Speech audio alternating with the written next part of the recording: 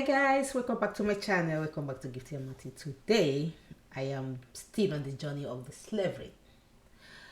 Wow, if you're new, hello. In today's video I'm going to be checking out another slavery history. This time around is going to be why they keep making black people look like losers. I don't understand, like, black people look like losers, so meaning they can never be a winner.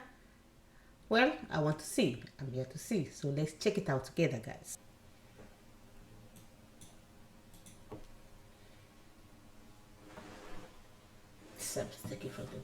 It is a good reflection on Americans that they tend to be on the side of the underdog.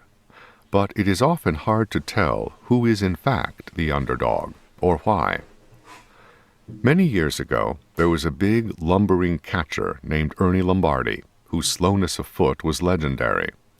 Someone once said that not only was Ernie Lombardi the slowest man who ever played Major League Baseball, whoever was the second slowest was probably a lot faster runner than Ernie Lombardi.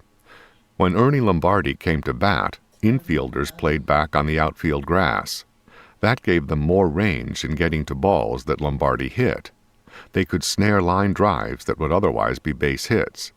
With ground balls, they could easily throw to first base from the outfield grass and get the slow-moving Lombardi out. Despite all that, Ernie Lombardi had a lifetime batting average of .306 and even led the league in batting a couple of years. But many people said that if Lombardi had had just average speed, he could have been a .400 hitter. One day, as a teenager sitting in the Polo Grounds, the stadium where the then New York Giants played, I was privileged to watch a historic event. Ernie Lombardi laid down a bunt. The crowd went wild. The play took forever, with Lombardi laboriously clumping down to first base, running as hard as he could, but still not very fast, while the third baseman made a long run in from left field to get to the bunt. We cheered ourselves hoarse, rooting for Big Ernie as he doggedly but slowly made his way down the first baseline.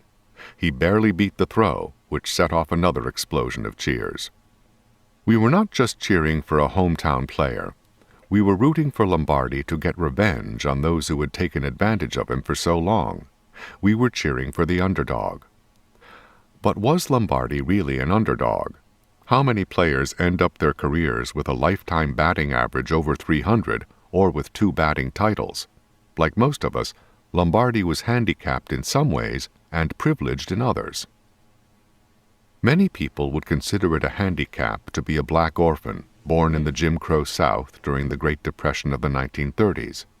But the home into which I was adopted had 4 adults, and I was the only child.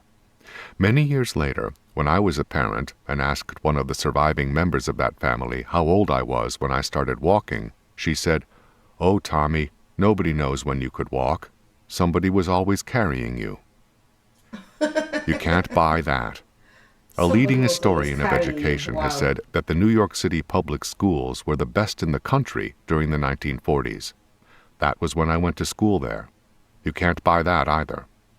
Today, the classes are smaller, the buildings more modern, but the education itself is a disaster.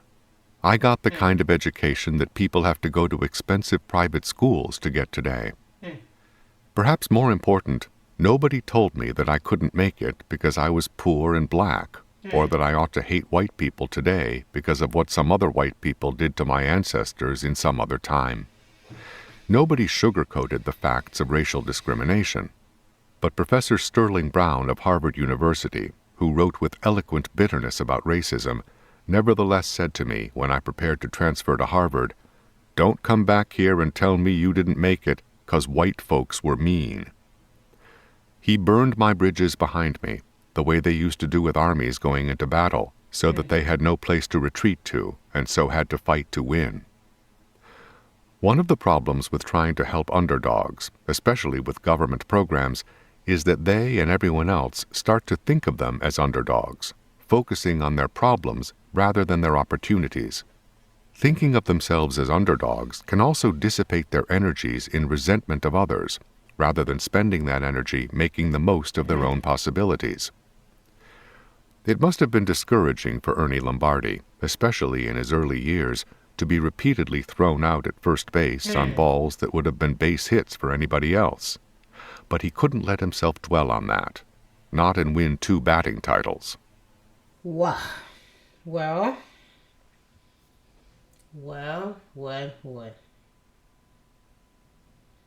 What I observe here, in my own opinion, is good to focus on your future. Focus on your present and future. Don't pay attention in the past. Don't pay attention in your past. Let the past go. Keep moving. Keep moving. Even if when it seems like you can't do it, keep trying. When you try and fall, you rise again. When you try and fall, you rise again. And before you know it, you're gonna get it. You will be there. You'll be right in the point of where your destination is. But when you sit one place, it looks like you are stuck in a particular place. You can't make any move to achieve success. If you really want to achieve it, you have to make a step. You have to join in your present and future. Don't live in your past, because it's not gonna help. Well, this is another interesting of why it looks like blacks are losers. No, black are not losers. I think we are equal. We are what a white or a black or pink or blue can achieve. Any other person can achieve it. It just, you need to put more effort. You need to put focus. You need to determine on this is it, and do it. And don't ever think of your past.